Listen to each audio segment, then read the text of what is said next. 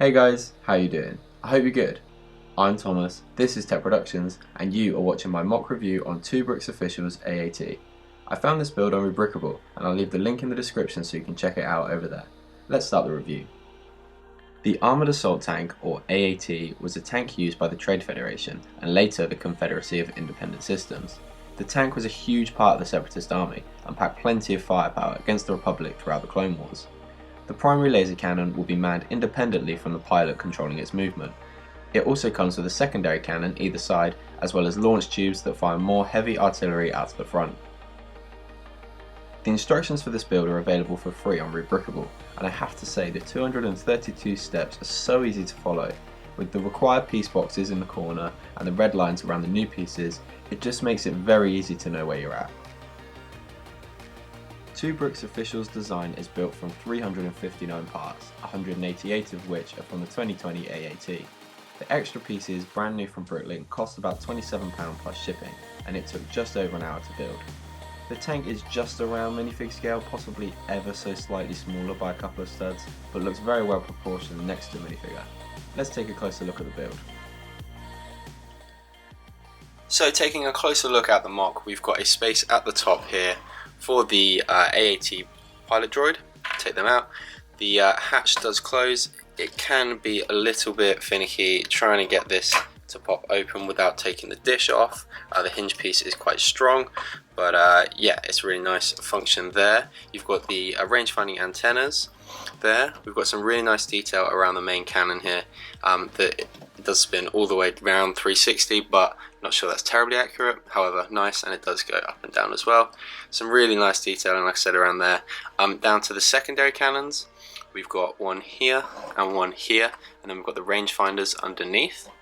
So that's cool. They do move independently of each other and can be spun around again. Not sure that's accurate, but a nice play feature nonetheless. Working our way down to the main hatch here, this opens up. It's got two close range blasters on there, and you've got space in there for another droid if you want, with the printed tiles that come with the Lego set. So that's really nice.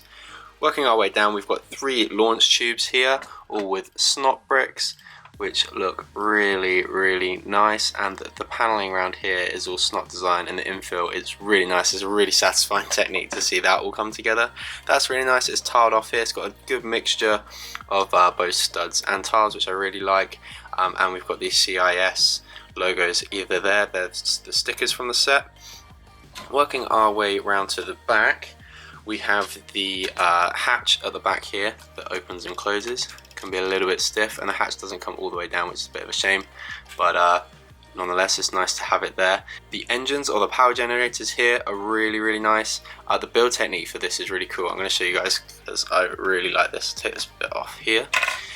So it's on a hinge piece there, which is pretty cool, and then you take the way you build this, obviously in reverse. Oh, completely falling apart now, but you put that hinge piece there, and then that pushes up to that angle plate, and then you put this piece in.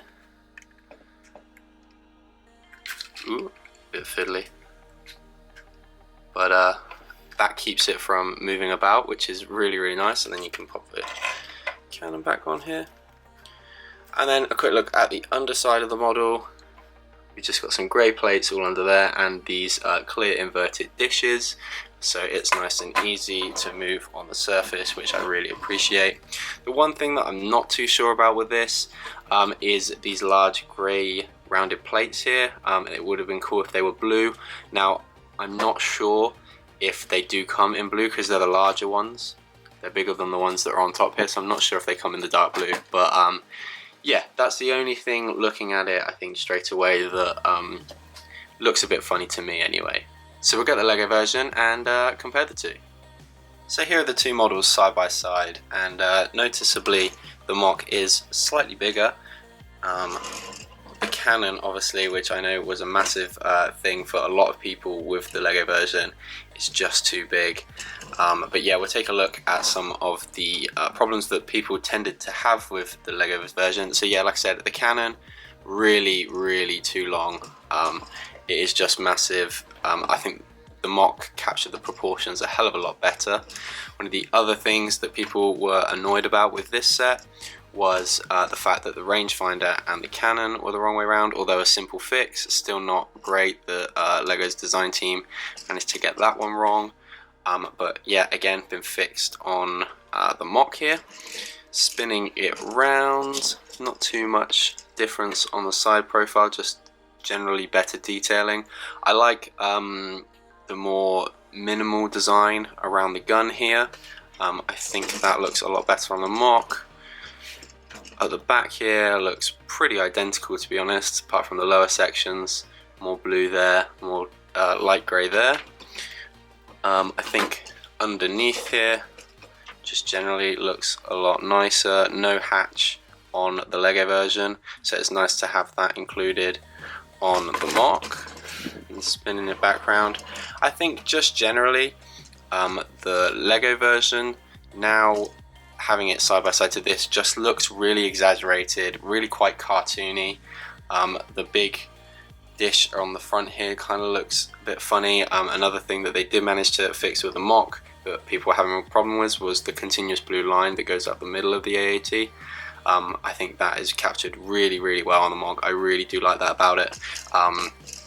No play features to say on the MOC. Obviously, people don't tend to design MOCs with play features, but you've got the likes of the flip-fire missiles here. But you still can spin this around and drive it about and put your figures in, which is a really, really cool thing to keep onto the build. But yeah, generally speaking, I think this just captures the AAT so much better, and I'm surprised I think that, to be honest, because I was a really big fan of the AAT when it came out. I thought for £35, I thought this looked great. I accepted that the cannon was a bit long and I could just like reduce it a bit and flip these round, which I had done. But now looking at it compared to this and what could have been done for just a few extra pieces, another like 100 odd pieces, it just looks so much better in my eyes. So I know MOCs do have less design constrictions that they're working to, but I have to say this model is really sturdy. There's no techniques used in this that I don't think LEGO will pass on. It is a really, really sturdy build, and yeah, it's really, really nice. I don't see why LEGO couldn't have got closer to something like this. I have to say, on the whole, I think this is an excellent AAT MOC. It uses some really cool build techniques and is so much more accurately proportioned than LEGO's version. It captures the look of an AAT so well, yet doesn't compromise at all in its structure like many MOCs do. Is it worth the total £65 I spent for the set and in parts? For me, I'd say it's just about worth it. The extra pieces aren't particularly expensive or hard to find, so if you wanted to build this yourself, you might have a lot of them in your collection already, or you could source used parts. You could also wait for the AAT to go on sale, or you could pick up the set very reasonably without figures on Bricklink or eBay. It's a massive thumbs up from me, and I can't wait to convert my other two and any more AATs I get into this design. Fantastic job from 2Bricks Official, and like I said, the link is in the description if you want to check it out and show some support there. So what is your guys' opinion on the build? I'm curious to know. This is also my first MOC review, which I do hope to do more of in the future, so any constructive criticisms or things you'd like to see going forward, please do let me know in the comments. I'm Thomas, this is Tech Productions. Thanks guys, see you next time. Oh, before you go, if you've enjoyed this video, how about clicking that subscribe button right there? Catch last week's episode of Tech Tuesday up there, or if you want to check out my other MOCtober videos, click here. See you next time.